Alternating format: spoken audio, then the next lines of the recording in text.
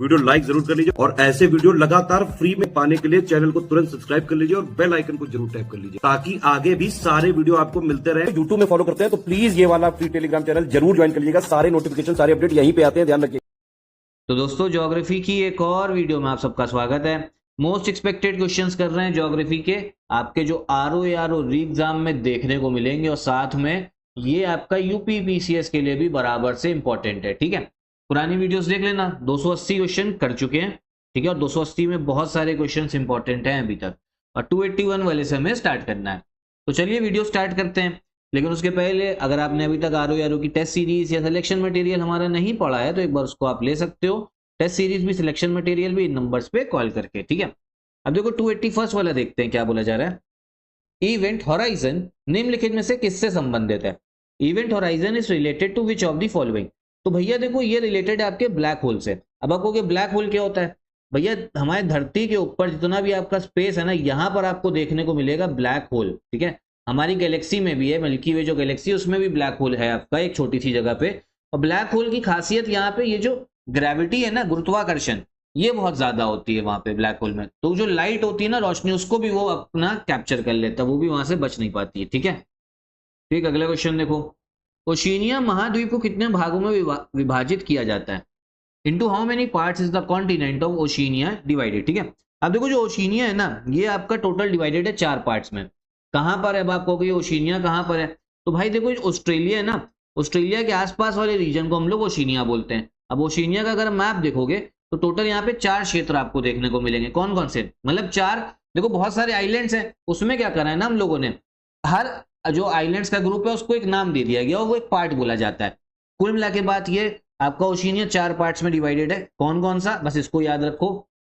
एक है आपका माइक्रोनेशिया, एक है पॉलिनेशिया, एक है मेलानेशिया और ऑस्ट्रेलिया ये दिख रहा है ना, ऑस्ट्रेलिया के पास में जो आपको ये दिख रहा है ऑस्ट्रेलिया, ये रहा ऑस्ट्रेलिया, ऑस्ट्रेलिया के पास में जो द्वीप है और वो ऑस्ट्रेलिया खुद, ये ऑस्ट्रेलेशिया है। क्या है? ऑस्ट्रेलेशिया। समझ में आया? तो 4 इंपॉर्टेंट इसमें पार्ट्स हैं, फिर से याद कर लो, माइक्रोनेशिया, पॉलिनेशिया, मेलानेशिया और ऑस्ट्रेलेशिया। ठीक है, मतलब ये एग्जाम में आ सकता है, तो 4 पार्ट्स। ठीक, फिर अब प्रशांत महासागर का आकार त्रिकोण है, ट्राइंगल शेप में, तो ये बिल्कुल सही है, ट्राइंगल शेप में पैसिफिक ओशन। और अटलांटिक महासागर आपका एस शेप में। करेक्ट आंसर इसका हो जाएगा सी वाला। मैं इसको एक बार मैं आपको मैप पे भी दिखाता हूं ताकि समझ में आए। पहले अटलांटिक ओशन देखो, तो ये रहा प्यारा भारत, यहां से पश्चिम की ओर चलो तो ये अफ्रीका, यूरोप, इधर नॉर्थ अमेरिका, साउथ अमेरिका, तो देखो ये है अटलांटिक महासागर। ठीक है, अब देखो ये एस शेप में दिख रहा है आपको, एस शेप। अब एकदम एस भैया बना नहीं दोगे, मतलब उसके एकदम पास का एस शेप। और अगर पैसिफिक ओशन, प्रशांत महासागर की बात करें तो ये है पैसिफिक ओशन। ये एक ट्राइंगल शेप में ऐसे बोला जाता है कि यहाँ से ऐसे आ रहा है, फिर ये इधर। ठीक है, ट्राइंगल शेप मतलब ये ऊपर बेरिंग स्ट्रेट से, एग्जैक्ट शेप नहीं है ट्राइंगल का, त्रिकोण का, लेकिन बस उसके लगभग रिजेंबल करता है। ठीक है, ये ऐसे पैसिफिक ओशन, समझे? तो ट्राइंगल शेप है पैसिफिक ओशन का, अटलांटिक महासागर का एस शेप, याद रखना। पॉइंट पेड्रो भैया ये कहां पर है? तो ये आपको श्रीलंका में देखने को मिलेगा। कहां भैया? पॉइंट पेड्रो श्रीलंका में। इसमें से रॉन्ग पेयर बताना है हमें, तो रॉन्ग पेयर जो है वो डी वाला। जो सुमेरु वोल्केनो है आपका, सुमेरु ज्वालामुखी, सुमेरु ज्वालामुखी, ये आपको न्यूयॉर्क में नहीं है, ये कहाँ है आपके? इंडोनेशिया में। कहाँ पे? इंडोनेशिया में। बाकी सब जो डिजास्टर दे रखे वो सब सही है, तो ये डी वाला जो है ना ये गलत है। आर्टिफिशियल रेन के बारे में बात हो रही है, जो कृत्रिम आपकी वर्षा होती है, जो इंसान जो है हवाई जहाज लेके जाता है, केमिकल छिड़कता है बादलों में और बारिश होने लगती है। Only convective clouds can be seeded to create artificial rains, बिल्कुल सही है। ठीक है, आपका कृत्रिम बारिश जो है, जो नॉर्मल आपके बादल है ना उसमें अगर छिड़कोगे तो आपकी बारिश होगी, पहला स्टेटमेंट बिल्कुल सही है। दूसरा क्या है? प्रदूषण से लड़ने में मदद नहीं करता है, ये आपका क्या आर्टिफिशियल रेन, इसको क्लाउड सीडिंग भी बोलते हैं, तो ये गलत है। देखो आर्टिफिशियल रेन का जो प्रोसीजर है ना उसे क्लाउड सीडिंग भी बोला जाता है, और क्लाउड सीडिंग से भैया जब बारिश करवाओगे, आर्टिफिशियल कृत्रिम वर्षा कराओगे, तो उससे प्रदूषण भी कम होता है, तो it is helpful in fighting pollution, समझे? प्रदूषण को रोकने में मदद करता है। तो करेक्ट आंसर इसका कौन सा हो जाएगा? सिवे वाला। पहला ही सही है, दूसरा भैया हमें गलत दिख रहा है। सही कथन चुने। मरुस्थल उन क्षेत्रों में बनते हैं जहां वार्षिक वर्षा 25 सेंटीमीटर से भी कम होती है, 25 सेंटीमीटर से भी कम एनुअल रेनफॉल, बिल्कुल सही है। भारत में जैसे आपको दिखेगा थार डेजर्ट है, लद्दाख है ना, लद्दाख भी एक मरुस्थल है लेकिन वो ठंडा मरुस्थल है, ध्यान रखना, 25 सेंटीमीटर से कम बारिश। और फिर मरुस्थल बायोम की जलवायु ऊंचाई और अक्षांश द्वारा परिवर्तित होती है, तो ये भी बिल्कुल सही है। जो आपका क्लाइमेट होगा, जलवायु, वो आपका लैटिट्यूड एल्टीट्यूड से आपका डिफरेंस पड़ेगा। जैसे थार डेजर्ट है, ये गर्म है, ठीक है, क्योंकि ये ट्रॉपिक ऑफ कैंसर के पास पड़ रहा है और ऊंचाई भी ज्यादा नहीं। लद्दाख की बात करें तो और ऊपर है, यहाँ वो सन की रेस एकदम डायरेक्ट डायरेक्ट नहीं आएंगे, और एल्टीट्यूड ऊंचाई भी ज्यादा है, लैटिट्यूड भी ऊपर है, अक्षांश भी ऊपर है, ऊंचाई भी। दूसरा स्टेटमेंट जो है ना सही है, जो मरुस्थल का आपका जलवायु है वो ऊंचाई और अक्षांश द्वारा परिवर्तित होता है, ठीक है, बिल्कुल सही है। करेक्ट आंसर हो जाएगा डी वाला, 1 और 2 दोनों, ठीक। फिर आगे देखो, जो कॉन्टिनेंटल ड्रिफ्ट थ्योरी थी एल्फ्रेड वेगनर वाली, महाद्वीपीय भाव सिद्धांत, ठीक है, एल्फ्रेड वेगनर ने जो दी थी, कौन से साल दी है? 1912 में, याद रखना। इनका ये कहना था कि सारे, मतलब ये थ्योरी प्रूव भी हो चुकी है, ये सारे जो द्वीप है ना, अलग अलग महाद्वीप, ये सब जुड़े हुए थे, इंडिया गोंडवाना लैंड का पार्ट था, ठीक है, ये सब एक ही लैंड था, सब कुछ जो अलग अलग है, फिर धीमे धीमे अलग होना चालू हुए। कब से? करोड़ों साल पहले। फिर यहाँ पे डिसेंडिंग ऑर्डर में लगाना है आपको, भूपट्टी में उनकी प्रचुरता के संबंध में घटते क्रम में व्यवस्थित करें, ठीक है, मतलब घटते जो सबसे ज्यादा पाया जाता है, फिर जो कम पाया जाता है, ऐसे अर्थ की क्रस्ट भूपट्टी में, ठीक है। तो इसका आपका करेक्ट आंसर है ए वाला। सबसे ज्यादा देखो इन सब में ऑक्सीजन पाई जाती है, फिर ऑक्सीजन से कम है सिलिकॉन, फिर एल्यूमिनियम और आयरन, ए वाला, ऑक्सीजन, सिलिकॉन, एल्यूमिनियम, आयरन। अच्छा क्वेश्चन था ये। फिर इसमें बोले जा रहा है इनमें से कौन सी एक्सोजेनिक जियोमॉर्फिक प्रोसेस नहीं है? बहिर्जात भू आकृति प्रक्रिया नहीं है। देखो एक चीज समझो, हमारे धरती में जैसे मान लो जमीन है, ठीक है, कुछ प्रोसेस होती है, एक होती है एंडोजेनिक, इंग्लिश में ही ध्यान रखो वर्ड, और एक बाहर होती है एक्सोजेनिक। जो अंदर जमीन के अंदर हो रही है ना, उसे एंडोजेनिक बोलेंगे, जैसे भूकंप आ रहा है, प्लेट टकरा रही है, ज्वालामुखी। एक्सोजेनिक आपका बारिश हो रही है, आपका हवा चल रही है, तो वो कुछ उड़ा के लेके जा रही है, सब एक्सोजेनिक। तो एक्सोजेनिक में भैया आपका जो बहिर्जात है, निक्षेप भी है, अपक्षय भी है, अपर्दन भी है, बट जो आपका डायस्ट्रॉफिज्म है ना, ठीक है, पलट विरूपण, ये आपका किसमें आता है? एक्सोजेनिक में नहीं, एंडोजेनिक में आएगा, तो बी वाला करेक्ट आंसर होगा। ये जो फोल्डिंग फॉल्टिंग होती है, ये उससे रिलेटेड है अर्थ के अंदर, ठीक। फिर गैलेक्सी के बारे में देखो भैया, गैलेक्सी जो है आपका, इसमें क्या है? ग्रेविटेशनली बाउंड सिस्टम है, गुरुत्वाकर्षण से जुड़ा हुआ है, आपका बंधी हुई प्रणाली है। स्टार्स देखने को मिलेंगे, तारे, stellar remnants, interstellar gas, dust, सब कुछ होता है, डार्क मैटर। तो पहला स्टेटमेंट सही है। फिर अधिकांश आकाश गंगाओं के केंद्र में सुपर विशाल ब्लैक होल होता है, ये भी बिल्कुल सही है, ब्लैक होल देखने को मिलता है हमें। करेक्ट आंसर कौन सा हो जाएगा? ये हो जाएगा डी वाला, बोथ 1 और 2 दोनों स्टेटमेंट आपके सही है, ठीक। फिर आइए, निम्नलिखित में से कौन सी विशेषता हिमालयी नदियों द्वारा अपने पर्वतीय मार्ग में निर्मित नहीं की जाती हैं? तो भैया जो आपका माउंटेनियस रीजन में वी शेप वैली भी मिलेगा, जॉर्ज भी मिलेगा, वाटरफॉल भी। जो ऑक्सबो लेक है ना, ये आपको लोअर मैदानों में मिलता है। ऑक्सबो लेक होता क्या है? रिवर जैसी पहाड़ों से आती है, आपका मैदानी इलाके में पहुंचती है, तो वो टर्न लेने लगती है ऐसे, और धीमे धीमे क्या होता है ना, यही टर्न जो है, इसमें से एक जो है लेक बन जाता है, ठीक है। जैसे ये जो ये लेक है, ये धीमे धीमे लेक अलग हो गया, और इसे ऑक्सबो लेक बोलते हैं, ठीक है। अब क्या है, निम्न में से कौन से अनाच्छादन के चरण है? फेजेस ऑफ डेन्यूडेशन, ठीक है, कोई चीज टूटी फिर कहीं पहुंची, तो कौन कौन से चरण है? चारों हैं। वेदरिंग भी, अपक्षय भी, अपर्दन भी है, परिवहन भी है, निक्षेप भी है। वेदरिंग क्या होता है? अपक्षय, कोई चीज कहीं पत्थर अत्थर है, वो टूट रहा है धीमे धीमे, ठीक है, तो वेदरिंग। अपर्जन इरोजन क्या होता है? वेदरिंग, सॉरी देखो वेदरिंग बता दिया, इंग्लिश में समझ, इंग्लिश में वर्ड समझते, वेदरिंग हो गया, कोई पत्थर है भैया अलग अलग टूट रहा है। इरोजन क्या हो गया? वो अलग अलग टूटा, अब सारे जो कण है ना उसके, वो अलग अलग हो गए, मतलब फैल गए, कहीं कोई गिर गया, कहीं कोई गिर गया। ट्रांसपोर्टेशन, इनको हवा जो है उड़ा के ले गई और पानी बहाव के ले गया। और डिपोजिशन, कहीं पे दूसरी जगह जाके ये डिपॉजिट हो गए, ठीक है। तो चारों चीजें समझ में आई, प्रोसेस इंपॉर्टेंट है, डी हो जाएगा सही आंसर। पिछोला झील जो है भैया, ये आपको राजस्थान में देखने को मिलती है, पिछोला लेक, ठीक है, ये मैंने सर्च भी किया, इसको मैं दिखा दे रहा हूँ आपको, पिछोला लेक, ठीक है, ये रहा, कहाँ पर है? राजस्थान में, ठीक, उदयपुर के पास में, जूम कर दे रहा हूँ, उदयपुर के पास में ही कौन सी? पिछोला लेक, ठीक, देख भी लो ये, समझे। फिर आगे देखो, अब इसमें बताना है इनकरेक्ट मैच कौन सा है भैया, इनकरेक्ट बताना है। तो जो इनकरेक्ट है वो है बी वाला, अलग अलग पास है।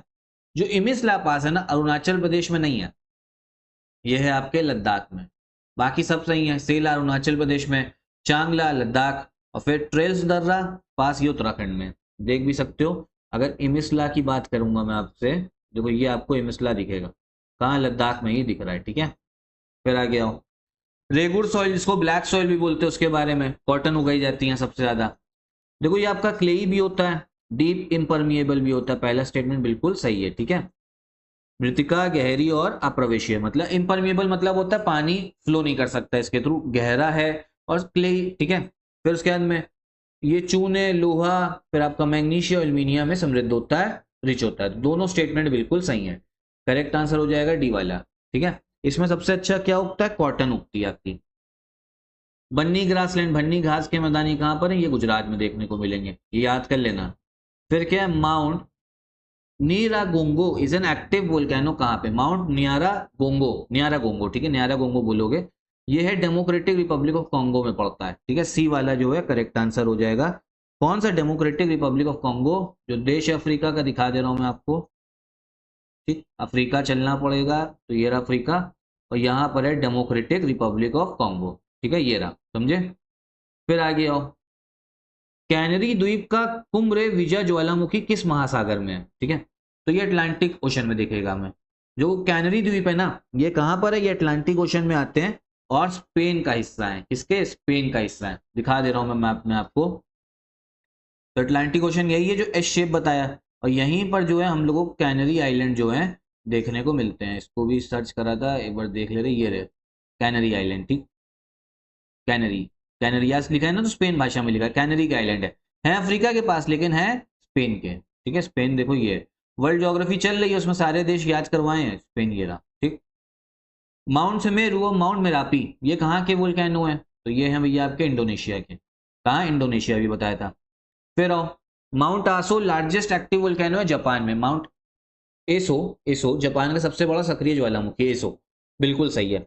ये शिकोको ग्रुप ऑफ आइलैंड्स में, तो ये गलत है, सेकंड स्टेटमेंट गलत है। तो ये जो आपको माउंट एसो है ना, ये आपको जापान के क्योशू आइलैंड में दिखेगा, क्योशू में, ठीक है, क्योशू, ये जापान का मैप देख लो, देखो भैया ये रहा सबसे ऊपर आइलैंड होकाइडू, हुनशू, फिर है शिकोको, सबसे नीचे दक्षिण में क्योशू, तो क्योशू में माउंट एसो, कहां पर है भैया, क्योशू रीजन में, ठीक है, किसमें, क्योशू रीजन में, ध्यान रखना, ये सबसे दक्षिण वाला। करेक्ट आंसर कौन सा हो जाएगा, 301 का डी वाला, केवल 1 सही है। फिर आओ, which straits connect Gulf of Mexico and Caribbean Sea, Mexico की खाड़ी है वो कैरिबियन सागर को कौन सी जल संधि जोड़ती है, तो ये है युकातन जल संधि, बहुत इंपॉर्टेंट क्वेश्चन है, युकातन स्ट्रेट। युकातन स्ट्रेट कहाँ पर है, देखो ये रहा भारत, यहाँ से पश्चिम की ओर चलो, तो ये देखो ये जो है सबसे बड़ा गल्फ, गल्फ ऑफ मेक्सिको, और इधर कैरिबियन सागर, ये दिख रही है ना, और इनको बीच में जो जल डमरू मध्य जल संधि जोड़ रही है, गल्फ ऑफ मेक्सिको, कैरिबियन सी को, ये है आपका युकातन स्ट्रेट, बीच में युकातन चैनल, ठीक है, लिखा दिख नहीं रहा लेकिन है युकातन चैनल यहीं पे, याद कर लेना, ठीक है। वर्ल्ड ज्योग्राफी भी देखते रहो, काफी इंपॉर्टेंट है। पेरियार नेशनल पार्क, ये आपके पश्चिम घाट में पड़ता है, इसमें वेस्टर्न घाट्स में आता है। फिर स्पेसक्राफ्ट जो मैगेलन था, मैगेलन अंतरिक्ष यान, ये कौन से ग्रह पे भेजा गया था, वीनस में, शुक्र में, ठीक है, वीनस, शुक्र। फिर आओ, स्पेसक्राफ्ट कैसीनी, ठीक है, कैसीनी किस ग्रह से संबंधित है, ये सैटर्न से है, इससे, सैटर्न से, शनि से। फिर आओ, निम्नलिखित में से कौन सी एक झील तंजानिया और युगांडा के बीच अंतरराष्ट्रीय सीमा बनाती है, तंजानिया और युगांडा, तो ये बनाता है विक्टोरिया झील, तंजानिया और युगांडा, देख लो भैया मैप में, तसल्ली हो जाएगी। तो ये तंजानिया रहा, ये युगांडा, लेक विक्टोरिया है एक्चुअल में ना, टोटल लेक विक्टोरिया 3 आपके कंट्रीज है, इसको मैं यूकेटी आप प्रोनाउंस कर सकते हैं, यूकेटी, ठीक है, युगांडा, केनिया, तंजानिया, 3 देश हैं, ठीक है, ध्यान रखना, लेक विक्टोरिया की बॉर्डर कंट्री पूछ लेता है। वर्ल्ड ज्योग्राफी अफ्रीका वाले कॉन्टिनेंट जब करवाया अच्छे से, उसमें सब करा दिया था। किसे हिल स्टेशनों की राजकुमारी के रूप में जाना जाता है, प्रिंसेस ऑफ हिल स्टेशन, तो यह है कोदाई कनाल, कोदाई कनाल तमिलनाडु में। और आपका क्वीन ऑफ हिल्स, वो तो मसूरी है। विरूपाक्षा मंदिर, विरूपाक्षा मंदिर जो है टेम्पल, कौन सी नदी पर दिखता है हमें, ये दिखता है तुंगा भद्रा नदी पे। तुंगा भद्रा जो है ना, कृष्णा नदी की सहायक नदी है। अब इसमें देखो जरा, देखो ये कृष्णा नदी दिख रही है साउथ में, 4 मेन इंपॉर्टेंट रिवर है, महानदी, गोदावरी, कृष्णा और कावेरी, और इन सबकी सहायक नदी ट्रिब्यूटरी भी आनी चाहिए। कृष्णा की सहायक नदी कौन सी, तुंगा भद्रा। ये कृष्णा तुंगा भद्रा रीजन इंपॉर्टेंट है, यही विजयनगर एम्पायर भी बना था मध्यकालीन भारत में, तो तुंगा भद्रा, ठीक है, यहाँ पे विरूपाक्षा मंदिर, ठीक। फिर आओ, निम्नलिखित में से किस देश की तटीय रेखा विश्व में सबसे लंबी लॉन्गेस्ट कोस्ट लाइन, तो ये आपको कनाडा की देखने को मिलेगी, ठीक है। सबसे लंबी कोस्ट लाइन की बात हो रही है, तो ये है कनाडा, ये कनाडा सबसे लंबी, सबसे longest. Which of the following island is smallest in Japan, कौन सा द्वीप जापान का सबसे छोटा द्वीप है। आज जो जापान का मैप देखा ही था अभी, तो देखो जापान में 4 आइलैंड है, याद कर लेना। इसको एशिया वाले कॉन्टिनेंट में कराया है। वर्ल्ड ज्योग्राफी भैया प्ले नहीं देखी, जाके प्लेलिस्ट बनी हुई है, तुरंत जाके देखो, ठीक है, इसी चैनल पे। 4 आइलैंड, होकाइडो, दूसरा हुंशु, तीसरा शिकोकू, चौथा क्योशु। सबसे बड़ा है हुंशु और सबसे युनशु बीच वाला जहाँ टोक्यो भी आ रहा है, और सबसे छोटा है आपका शिकोकू। कौन सा शिकोकू? और माउंट एसो कहाँ था? वो था आपका क्योशु में था। कहाँ था? माउंट क्योशु में था। समझ में आ रहा है या नहीं? सबसे बड़ा हुंशु और सबसे छोटा शिकोकू, जो ये दिख रहा है शिकोकू। टोक्यो कहाँ है? हुंशु में, ठीक है। सबसे छोटा कौन सा हो गया? शिकोकू हो गया, सी वाला सबसे छोटा आइलैंड, ठीक। तो इतने ही क्वेश्चन अभी रख रहे हैं इस वीडियो में, बाकी सीरीज फॉलो करते रहना। हिस्ट्री की भी चल रही है, वर्ल्ड ज्योग्राफी भी, भाई बार बार इसलिए बोल रहा हूं ताकि देख लो, नंबर बढ़ जाएंगे एग्जाम में, कट ऑफ निकल जाएगा, ठीक है, वरना पीछे ना रह जाना। मैं चाहता हूं आप लोगों का सबका कट ऑफ निकले। बाकी आरओ की टेस्ट सीरीज भी लगा लीजिएगा, सेक्शन वाइज टेस्ट भी है, फुल लेंथ टेस्ट भी है, ठीक है, और साथ में यूपी बीसीएस का पेट्रोल भी चल रहा है, उसको भी आप ज्वाइन कर सकते हो। कोई डाउट हो कमेंट बॉक्स में पूछिए। यहीं पे वीडियो भी खत्म करते हैं। नमस्कार।